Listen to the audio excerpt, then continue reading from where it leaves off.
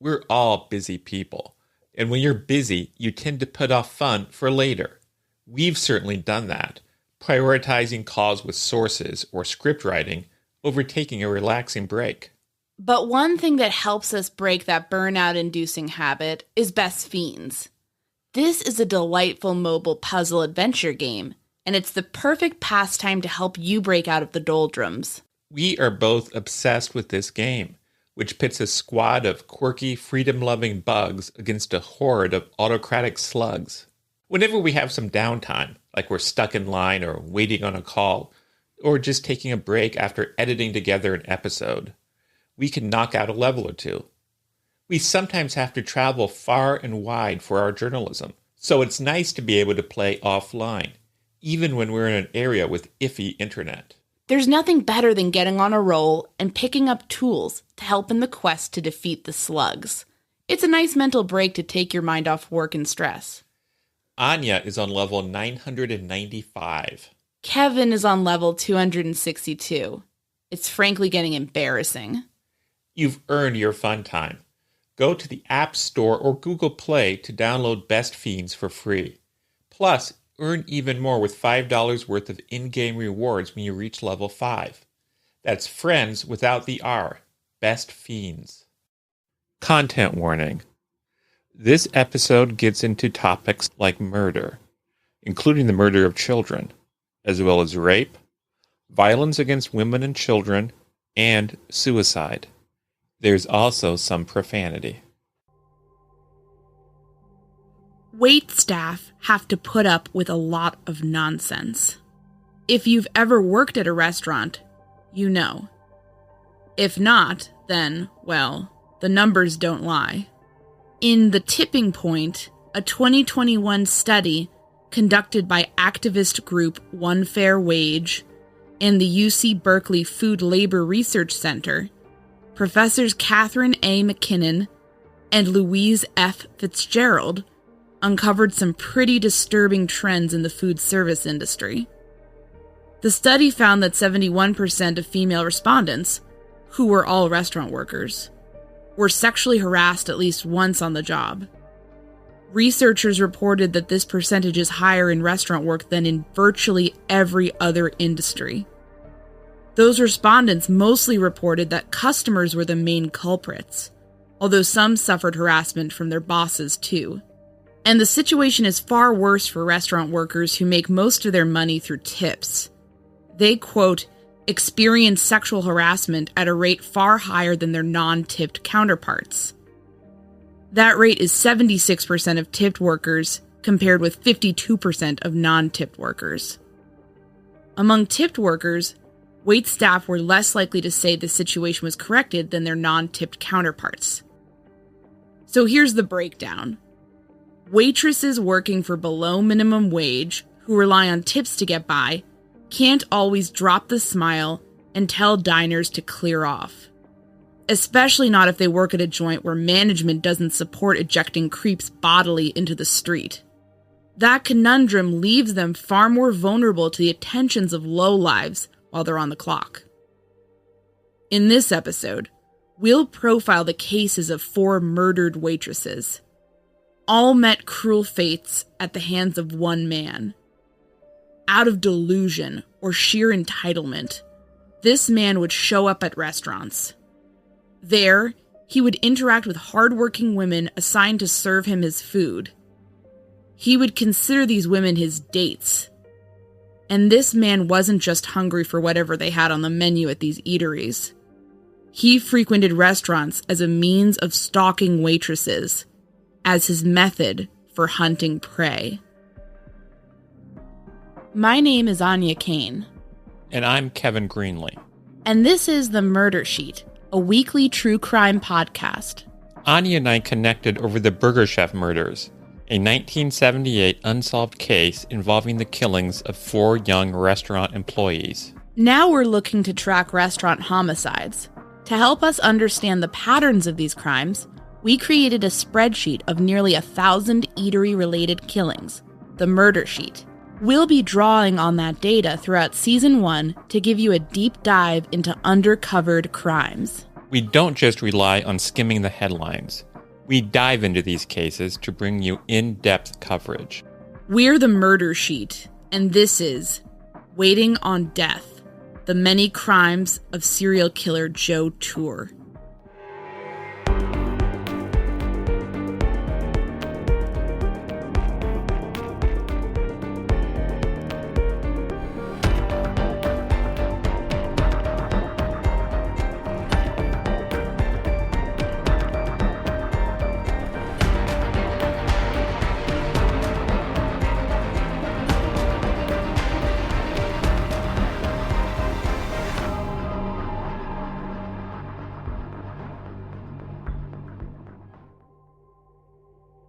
In today's episode, we'll be speaking with true crime author and researcher Robert M. Dudley.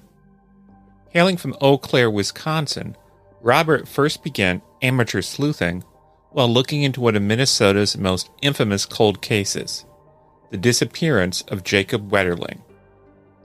On October 22nd, 1989, 11-year-old Jacob Wetterling was kidnapped by a masked stranger while riding his bike with his friend and younger brother in St. Joseph, Minnesota, a city in the North Star State's Stearns County. Robert pored over newspaper archives and devoted his time to online research around the case. He eventually published the book, Finding Jacob Wetterling, putting out new editions as more facts came out. And shortly after Robert published the first edition of his book, there were major developments in the case. DNA would eventually link a sexual predator named Danny James Heinrich to a similar abduction. Heinrich would eventually confess to murdering Wetterling.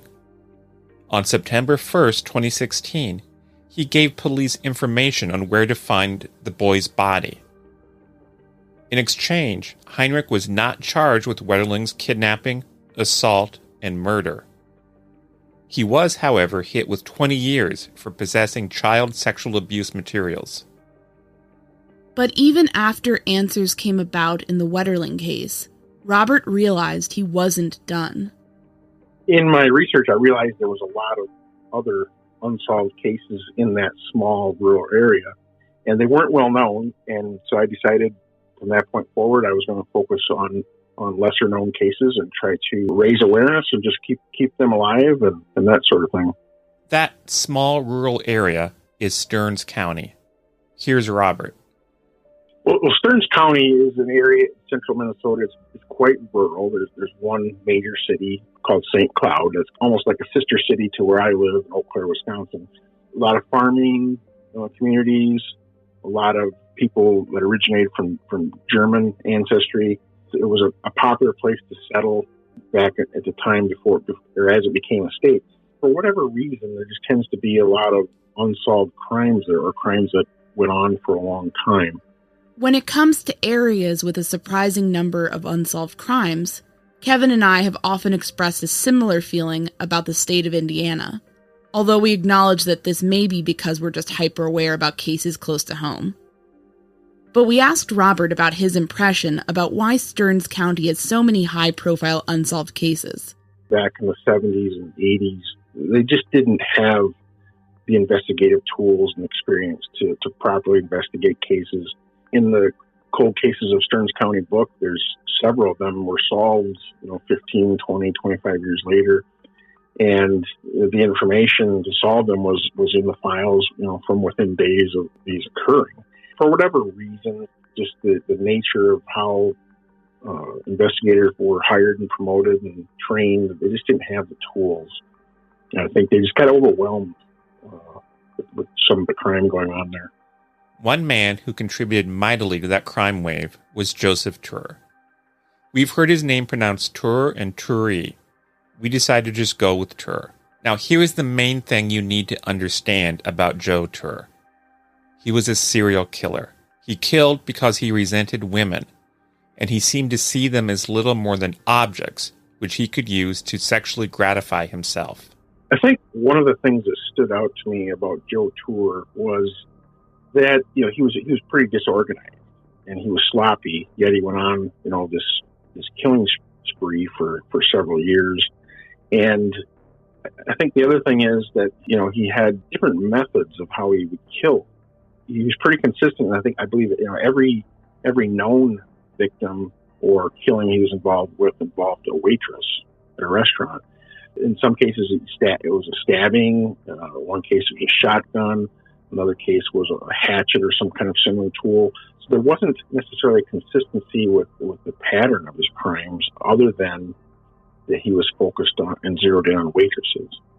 It's an interesting case, and actually, surprised there isn't more about him in terms of studies and documentaries and different things, because I think he's a unique individual, and his patterns of crimes are, like I said, rather sloppy, and it is kind of a wonder how he got away with it for so long. Robert wrote about Ture in his book, Cold Cases of Stearns County, Minnesota. In addition to Robert's book, fans of the podcast In the Dark know that episode 7 of the show's first season covers Ture. We ended up reaching out to Ture in prison to get his side of the story. He never got back to us. Frankly, based on many of his statements, it sounds like we'd have been in store for his usual spiel, blaming his troubles on an unhappy childhood and denying responsibility for raping and murdering women and children. Here's Robert. In his communications after his initial arrest in the year or so following that, he indicated a need for and desire for rehabilitation. He grew up in a broken home, ended up in a foster home, various foster homes. He didn't get along well with his stepmother. He got along well with his father, but other than that, I don't think he didn't have much for family structure. The only place he was truly happy was a foster home in Superior, Wisconsin, where he was for 2 years. Like most of us, Ture suffered some romantic setbacks in life. He had a girlfriend. Her name was Terry, and they were pretty serious, but she ended up leaving him and married another man. But Ture didn't react to getting dumped like most people do. He has basically said in a number of interviews that it was that experience that triggered his rage against women. He kind of used that as, even in the crimes he confessed to, he would later recant and basically say he didn't do it. You almost feel like the next thing out of his mouth is going to be, it happened because of what happened to me, growing up. A lot of people have the same types of problems he had, and a lot of people have a tough life, and very few of them turn out to be serial killers. Apparently, in Ture's mind, suffering one romantic rejection entitled him to carry out a campaign of harassment, rape, and murder against all women. As Robert points out, this inability to assume responsibility for his own actions ended up becoming a key aspect of Ture's character, and it may help to explain some of his behavior after his crimes came to light. From here, Robert will take us through 4 cases linked to Ture. He's been convicted in 3 of these cases. The 4th, sadly, remains unsolved, although there seems to be substantial circumstantial evidence pointing to Ture. The first murders took place in a quiet corner of Stearns County, at the house of single mother Alice Huling and her children. Well, Alice Huling was 36 years old. She was a very hardworking single parent with 4 children. She had been, by 1978, she had been divorced from her husband, Darrell, for 5 years. She worked at a local printing company. She moved a home to her 18-acre farmstead in rural St. Augusta area, which is south of St. Cloud. Her children ranged in ages from 11 to 16. And they're all very active in school and sports and 4-H clubs and different activities. Susie was the oldest. She was 16, and she actually worked part-time at the Cozy Cafe in Kimball, Minnesota. The younger 3 children were 13-year-old Wayne, 12-year-old Patty, and 11-year-old Billy. On December 15, 1978, Billy awoke to the sound of a struggle. So in the early morning hours of December 15th, Billy Huling, who was 11 years old, It was in his upstairs bedroom, which he shared with his brother Wayne, who was 13. He heard arguing going on downstairs, and then he heard a gunshot. And at that point, Wayne also woke up. They could hear the footsteps. The hallway light switched on. They could hear the footsteps coming up the stairs. And a man came into the bedroom, and Wayne said, "Who are you? What are you doing here?" And the man cocked a shotgun and shot Wayne in the head, and it killed him instantly. Then the man went across the hallway to Susie's room, and Susie was a 16-year-old. And she screamed, but the man shot her. Single shot, again, killed her. He came back to Billy's room and shot at his head. By this time, Billy, had a minute to think about what was going on. He kind of slumped down under his covers and had his arms up above his head. And the bullet missed him. But the shooter, poked him in the chest with the rifle, and Billy reacted. So he shot again and miraculously missed a second time. And then the killer proceeded to go down the hallway to Patty's room. Patty was 12 years old. He shot her to death. When he returned downstairs, Alice, the mother, was still alive. She was struggling and trying to crawl to the steps to aid her children. So the man shot her again and killed her at that point.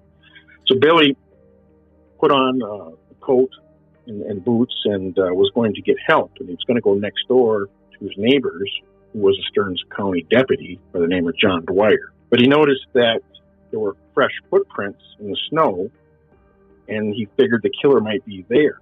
So he ran about over a mile up the road to the next neighbor and summoned help. So the first deputy to respond was Jim Kostrela, and he joined the next door deputy, John Dwyer, and they went into the house. But authorities would soon learn some interesting facts about the nature of the relationship between Deputy Jim Dwyer and his neighbor, Alice Hewling. Dwyer actually became a suspect because he didn't want to go upstairs. He made the comment he didn't want to see the kids like that because they were like family to him. He was also having an affair with Alice, and he actually had been in the house just 45 minutes before the killing. Dwyer was far from the only early suspect. Billy was the only survivor.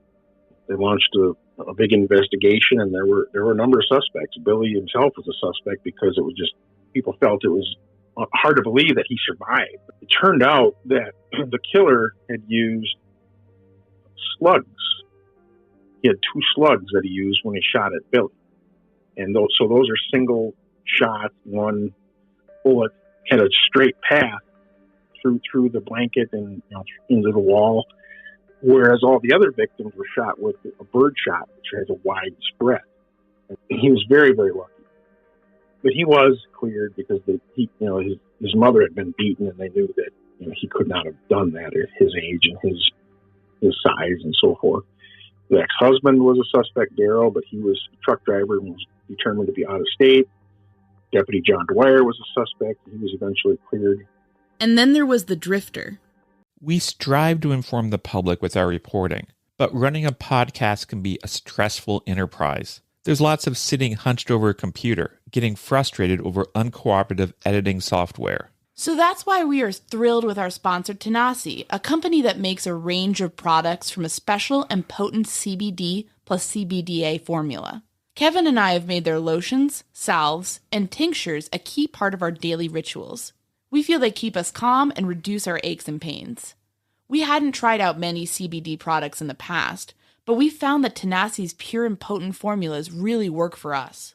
The most popular Tenassi products are the soft gels. Customers often take these right before bedtime to allow for better sleep and recovery. You can read feedback from other customers on Tenassi's website, talking about how these products have changed their lives. We also love that Tenassi is supportive of scientific progress.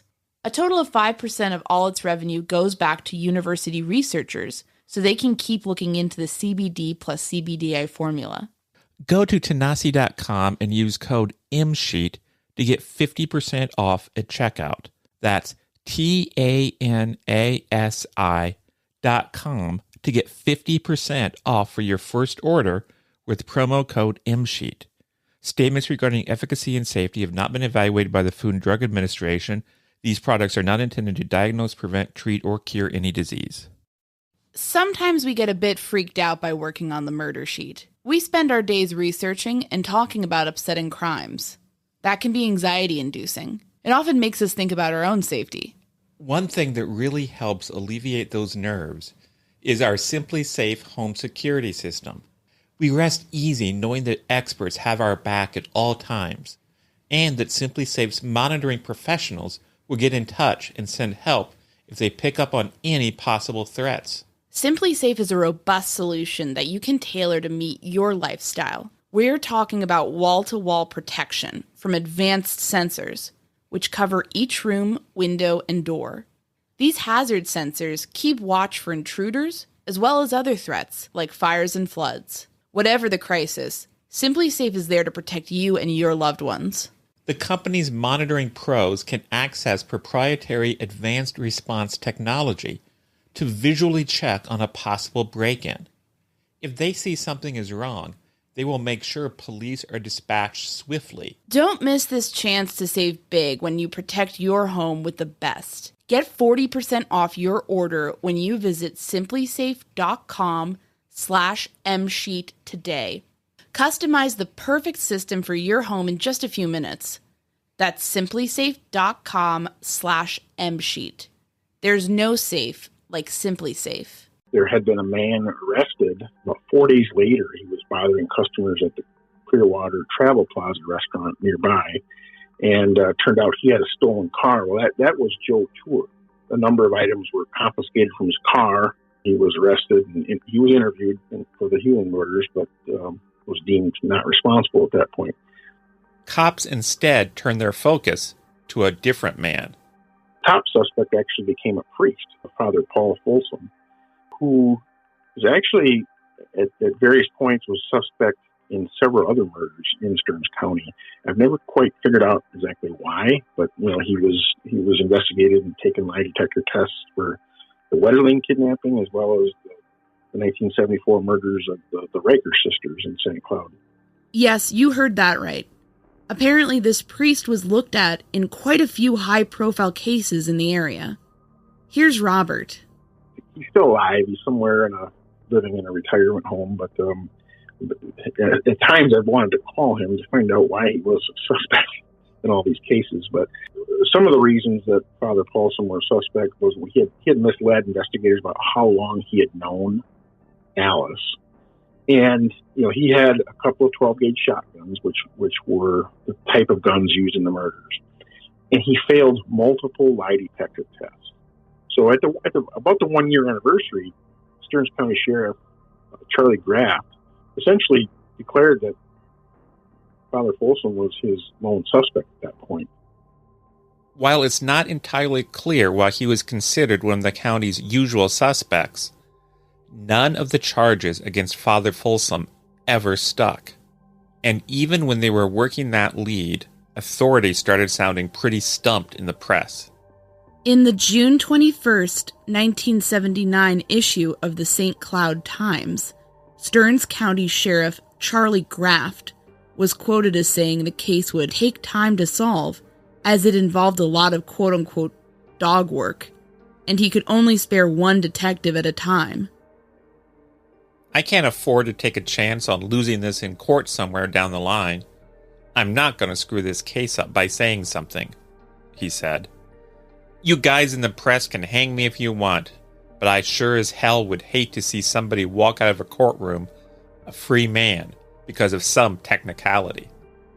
It would eventually turn out that the whole case could have come to a close much sooner if the sheriff had bothered sicking another investigator on that dog work. Especially after the revelations about the Hewling case that 1981 brought about. But before we get to that, let's head to Afton, Minnesota, an hour-and-a-half drive from St. Augusta, through Minneapolis and St. Paul. Here's Robert to tell us about the next case, which happened just a few months after the massacre of the Hewling household, after the snow had thawed in Minnesota. Marlys Longhouse was 18 years old. She was just 3 weeks away from graduating from high school. She lived in the rural Afton, Minnesota area.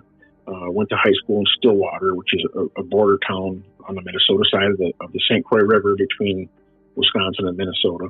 And she was a waitress at the Jean Daniels restaurant just outside of Afton.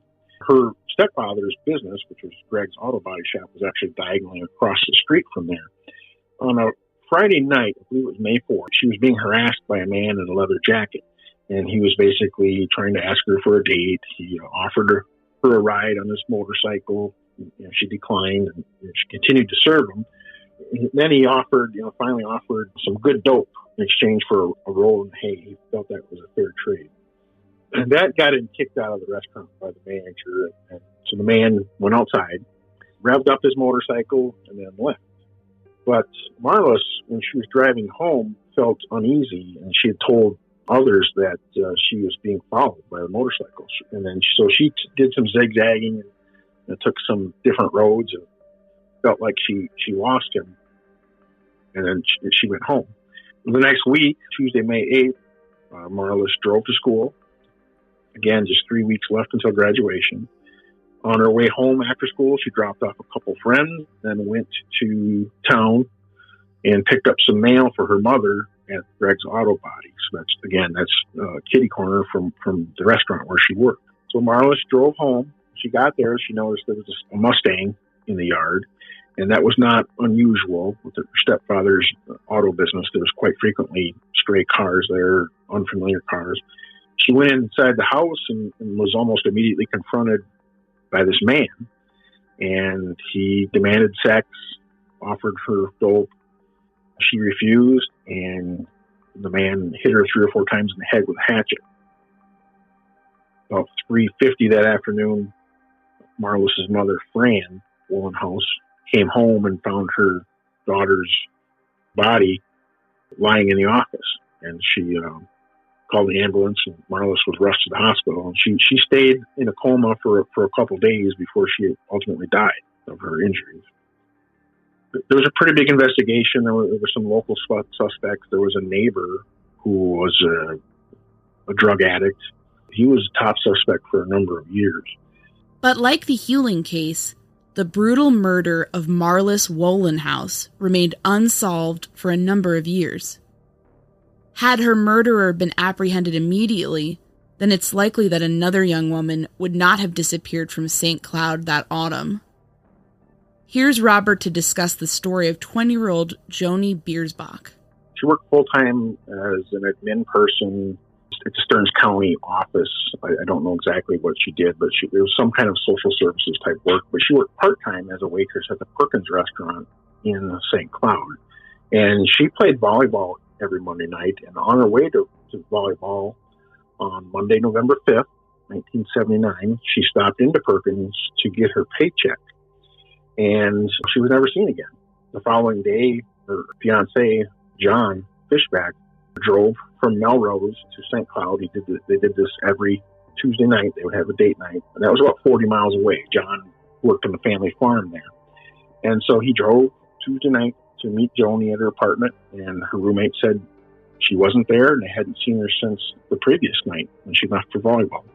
So he reported her missing right away. And then he proceeded to drive up and down the streets. So this is now 24 hours after she had been at the Perkins restaurant. Well, he found her car in the car parking lot. The purse was still in the car. The parking lot is really right next to the Mississippi River. And so since her car was there, the working theory was that she somehow got into the river and was swept away. And so that was their thought for a long time. Sadly, it would become clear later that the 20-year-old had met a far more violent fate than an accidental drowning. But before the true circumstances of her death were discovered, another woman working as a waitress would vanish. This time, the crime would happen in West St. Paul. Here is Robert.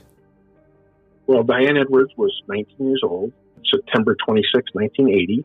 She was on her way home from her waitress job at the Perkins restaurant in West St. Paul, Minnesota. And she was abducted by a man. There were 4 witnesses. 4 teenage girls saw someone abduct Diane and put her into a station wagon that they described as older and rusted out. And so there was lots of flyers put out. As a side note, those flyers would go on to inspire the late Grant Hart of Husker Du, a popular St. Paul, Minnesota punk band, to pen the song Diane. The song is written from the perspective of her killer as he tries to lure Diane into his car. Honestly, it makes for a grim listen, knowing what really happened to this young woman. Here's Robert. About 2 weeks later, a man found her purse, or somehow he found her identification in a park about 35 miles northwest of West St. Paul. And he had heard about the case, so he called authorities, and they searched, and within a very short time, they found her body very close to where the man had found her identification. And she was nude. Her clothing was folded and piled up very neatly alongside of her. But she had been raped and stabbed in the chest a single time. And again, so there was a lot of media attention, and it wasn't until 2 days after her body was found that police arrested Joe Ture on suspicion of rape and assault charges. So he had, within just a few days, kidnapped and raped 3 other women. They were able to escape and were not killed, fortunately. But when they arrested Ture, they searched his car, and they found a lot of photos of Diane Edwards. There was posters, there were notes with her work phone number, and he admitted that he was a regular customer, and admitted also that he was cruising the streets that night looking for girls. In fact, once it all shook out, it was determined that he actually had rear-ended somebody 15 minutes before he kidnapped Diane Edwards and attempted to abduct the female driver of that vehicle, but she was able to get away. Joe Ture was definitely on the prowl to kidnap and rape a woman that night. And he knew Diane Edwards because he had frequented that particular restaurant. He was a drifter. They determined he kind of moved around from job to job and actually lived in his vehicle a lot of the time. There was one article where he actually sold the Ford Galaxy that he was driving when he abducted Diane. And they never did find it. There was one story that he sold it to a junkyard and one that he sold it private. And they never did find that car. After he was interviewed, he agreed to lead investigators out to where he had killed her. And he led them to within just a few feet. And this was a complicated drive, several roads, lots of side roads, and so forth. And he knew exactly how to get there. And what's interesting is the day after he leads police to where he dropped her body, he denied killing her, which, of course, investigators knew was preposterous just because of the fact he led them right to where he had killed her. Ture was now in custody. In addition to leading police to the crime scene, in May of 1981, he confessed to Hennepin County Sheriff's investigator Archie Silnenstahl. Sherburne County Attorney Thomas McGibbon led the prosecution against her, with assistance from Hennepin County Assistant Attorney Thomas Heffelfinger and Dakota County Assistant Attorney Thomas Van Horn. During the trial, Ture tried to act like a big man, exploding in anger and sarcastically referring to his confession as a bullshit tape. He claimed that he'd only confessed to Silnenstahl in order to get the investigator to have Ture's rape charges thrown out. In other moments, Ture wept openly while talking about his own troubles in the courtroom. According to the Minneapolis Star, that prompted one memorable exchange. At no time during the confessions and the trip and when describing these brutal acts did you cry, Heffelfinger said. Ture snapped back with, "I didn't do it. Why should I cry?" Ture's antics convinced no one. On January 6, 1982, he was sentenced to life in prison. The Associated Press described him as sitting emotionless as the sentence was read. Heffelfinger told the press, Diane Edwards was treated with particular cruelty and violence above and beyond other crimes of this nature, and the defendant should be responsible for that. He's a vicious man who's been taken off the street. We agree with Heffelfinger that women living in Minnesota were safer with Ture gone. But police had yet to uncover the convicted murderer's other bloody secrets. In fact, in a transparent bid for clemency, Ture would suddenly become extremely interested in focusing on tending to his mental health. Once he was arrested, that's kind of where he started talking about his childhood, his upbringing, and it was at that point where he was wanting to get help. You know, he tried a lot of different things. He tried these confessions with other inmates writing them out for him. And his end game was he wanted to be assigned to the St. Peter's Security Hospital, which was a mental institution, because he wanted to be treated there. And he felt that if he went to a regular prison, he would be murdered. He knew he wouldn't live long. And he actually, after he was convicted of the Edwards murder, he actually did attempt to commit suicide just before he was transferred to Stillwater. But anyway, it was at that point he claimed that he had dated several hundred women over the past 5 years. He was primarily meeting them through waitressing or through the restaurants where he would meet the waitresses. Diane Edwards was, of course, one of those waitresses. So was Susie Hewling and Marlys Wollenhaus. And, most likely, Joni Biersbach. Here's Robert. Joe Ture, after he was convicted of the Diane Edwards murder, he actually wrote a confession. He had a prison inmate write it out for him, and Joe signed it.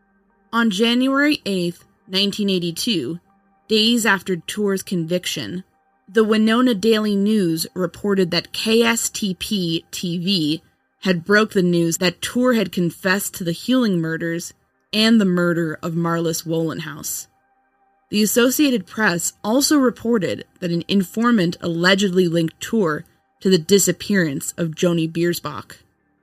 Apparently, Ture had information about where her body lay.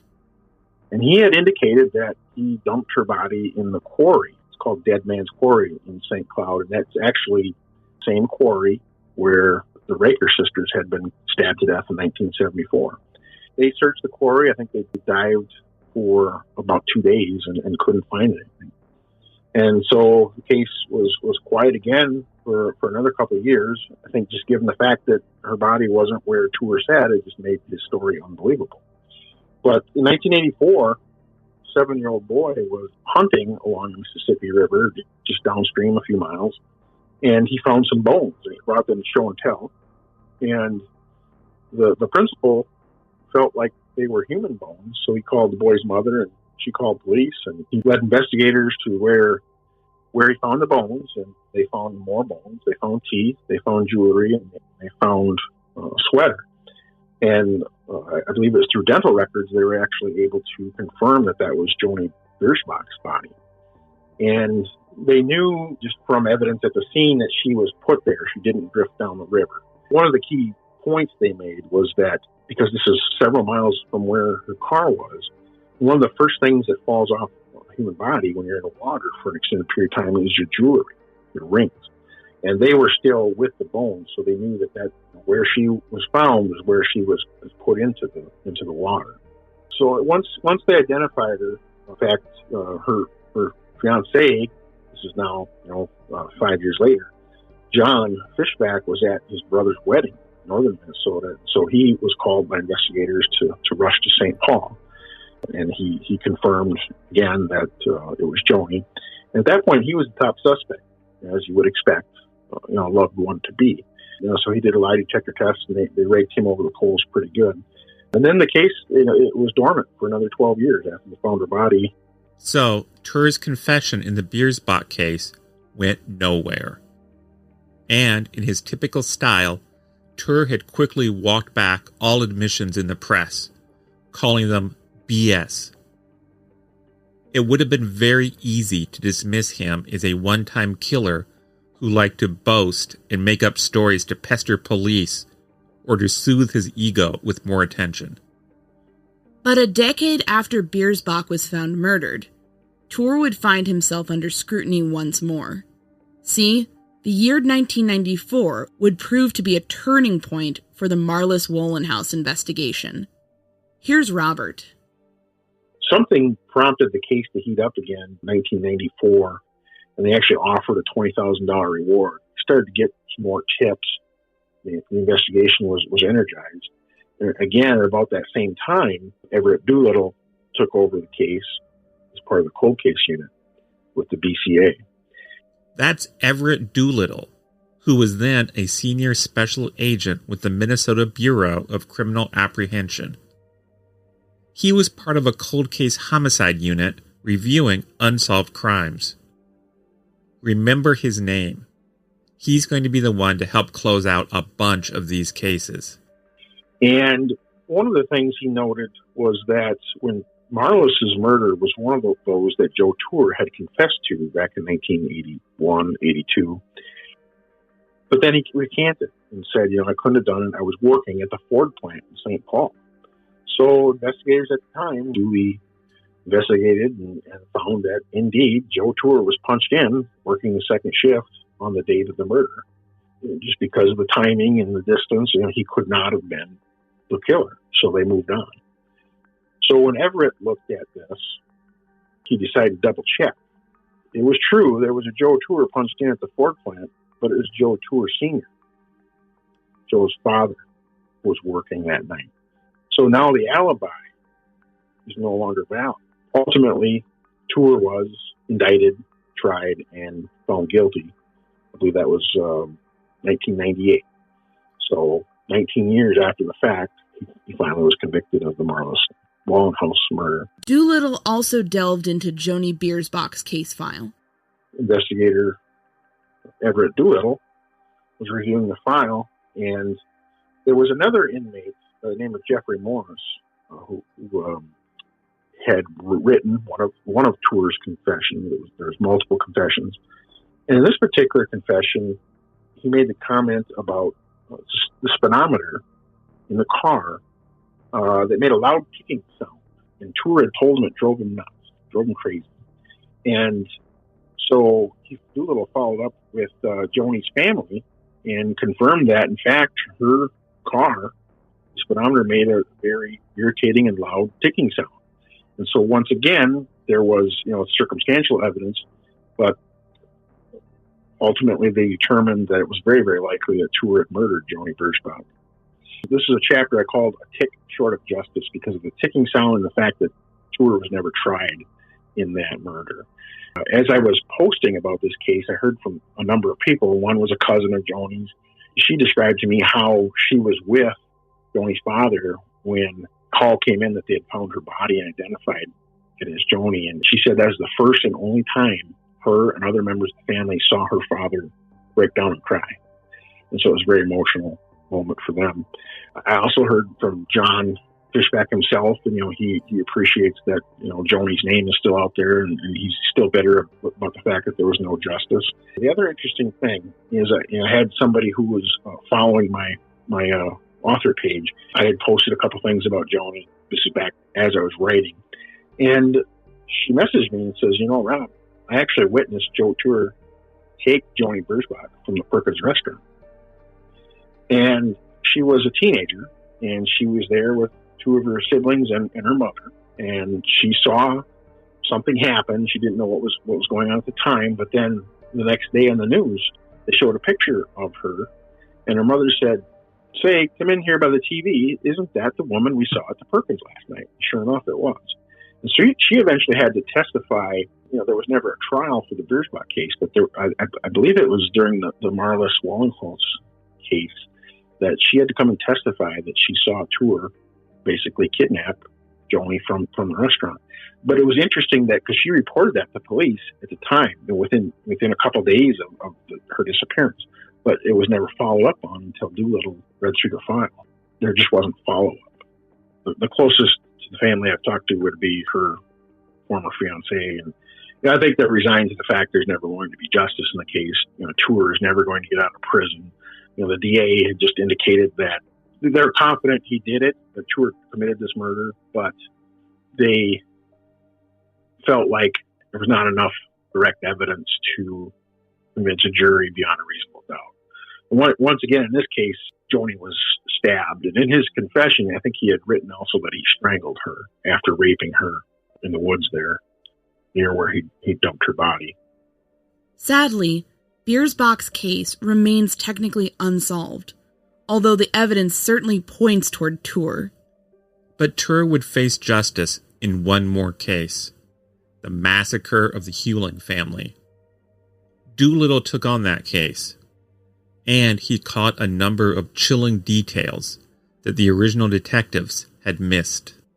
He reviewed the evidence that had been collected in the Hewling case, especially the items that were in the car that Joe Ture was caught driving. There was a notebook, with several women's names and phone numbers and license plates. So somehow Ture would stalk a woman, get her license plates, and was able to determine through some state agency, was able to get her name and phone number. I haven't quite figured out how he did that back in the 70s and 80s, but he was able to do that. So they had this notebook with all these women's names. Many of them were waitresses. There was a billy club in the car that was wrapped with like steering wheel type covered leather, and markings on that billy club matched bruises on Alice Hewling's body. And so that was a very strong piece of circumstantial evidence. There was one other thing. There was a little Batmobile that was found in that car, and there were no notes on it. But what Everett Doolittle did was he called Billy Hewling, who again was the sole survivor of this tragedy, and he asked him if he was missing any toys. And Billy said, "Why? Did you find my Batmobile?" And that is basically when Doolittle knew that Ture had killed the Hewling family. And there's actually some audio clips of the original interview with Ture, and you could tell that he just didn't understand family relationships. He thought, when he was asked about this car, he got very agitated. And this is back in 1978, and said it was his granddaughter's, his grandkid's car. And they pointed out to him that he was only 26 years old and couldn't have a granddaughter. And then he said, well, it's his sister's, or his daughter's kid. They're like, well, that would make you the grandfather. And he ultimately said it's his sister's kid. That makes me the uncle, right? So there's all this audio, and he's just really kind of messed up about the relationships. I think it's kind of indicative of how he had disconnects with family growing up. But it's just fascinating how it took 16 years to connect that Batmobile to Billy and essentially close the case. And he was finally indicted. Another 5 years went by before Ture was indicted in 1999. So it was 21 years after the fact that he was tried and convicted in the Hewling murders. One question we had for Robert was, why did justice take so long in these cases? For example, in the Hewling murders, Ture was on detectives' radar and seemed like a strong suspect from the jump. We already discussed issues around following up on leads, but that's not the only problem at play here. They didn't follow up on the toys and the fact that there was this notebook filled with women's names. They didn't see the pattern. Even a couple years later, Ture's name came up. I would have thought it would have caused someone to look at it. I think the other thing is they were so focused on the priest who had failed the lie detector test, and I think you zero in on a suspect like that, and you start to get confirmation bias, and everything you see in the light that favors your theory. That is probably one of the most dangerous mindsets and one of the most unfortunate things that happens in any investigation is confirmation bias. And then we asked Robert to speak about what ultimately went right in these cases, allowing authorities to provide some answers for surviving family members. Stars kind of lined up to ultimately solve these cases. One was Everett Doolittle had a reputation for being a good, no-nonsense, good at kind of dissecting cases and getting down to the nitty-gritty and what's really relevant and what isn't, separating out all the noise. But I think the other thing you had, these crimes occurred primarily in the late 70s, early 80s, before the age of computers, and you didn't have a lot of interagency communication. So there wasn't a lot there to help link these cases together. Law enforcement is always very busy, very heavy caseload. I work on cases as an amateur sleuth. We don't have actual responsibilities. We don't have to dot all the I's and cross out the T's. And these investigators have to do that. And I think sometimes the work becomes so burdensome that it's tough to do some of these interagency things, especially back in the day before there was real simple. You can send out an email. You can't send out an email in 1979 to 20 other counties to find out if you have a similar crime in your area. And now you can. And so there's just a lot more tools available, a lot more technology to help make the time more efficient and share information. I think Everett Doolittle was brilliant to access a variety of files that crossed paths with a killer who was, kind of a drifter. I think that worked to his advantage because he did move around, and so it was hard to pin him down. Ture's habit of preying on waitresses is one of the more chilling details of his crimes.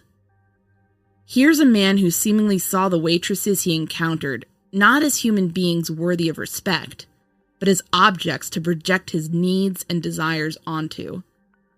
Here's Robert. My opinion is that Ture was a person who was uncomfortable in social situations, but something like eating at a restaurant is kind of a forced type of situation where everybody eats breakfast, lunch, and dinner. He used that as a way to meet girls. Ture talks in his interviews about how he actually had hundreds of dates with waitresses, and that's how he would meet girls. And, he even says in one interview that sometimes they said yes, sometimes they didn't, but he didn't kill them just because they said no. But in some cases he did.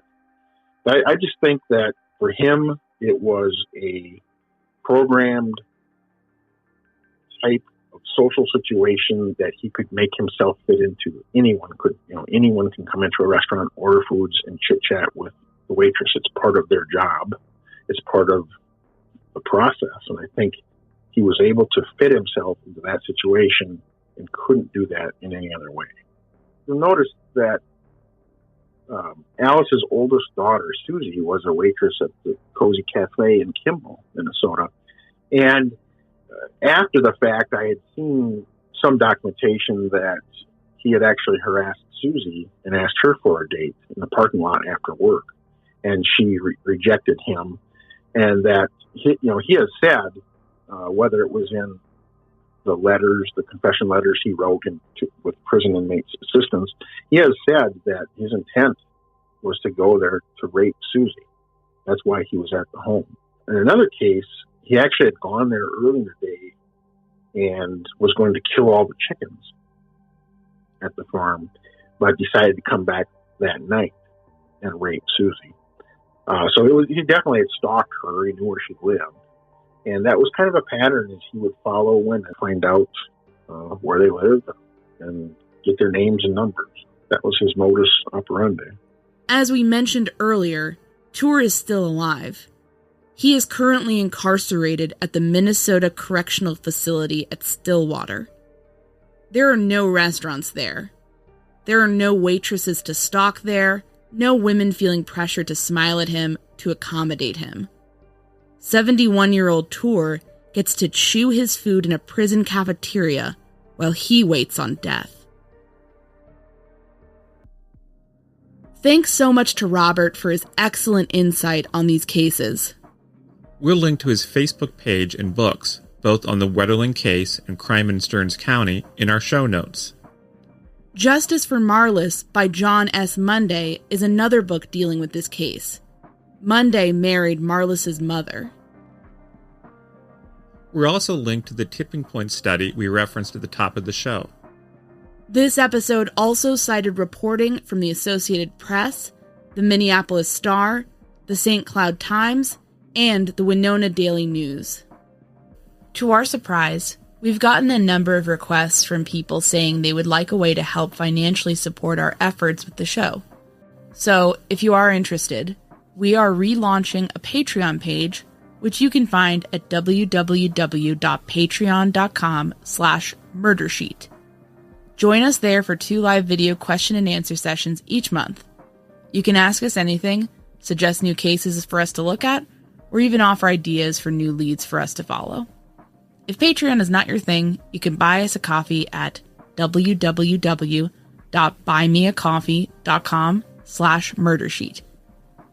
Thanks for the interest. Thanks for listening to this episode of The Murder Sheet. As always, thanks to Kevin Greenlee, who composed the music for The Murder Sheet. and who you can find on the web at kevintg.com. To keep up with the latest on the Murder Sheet, please make sure to follow us on Instagram and Twitter at murdersheet, and on Facebook at msheetpodcast, or by searching Murder Sheet. If you enjoy listening to the Murder Sheet, please leave us a 5-star review to help us gain more exposure. And send tips, suggestions, and feedback to murdersheet@gmail.com. Thanks so much for listening.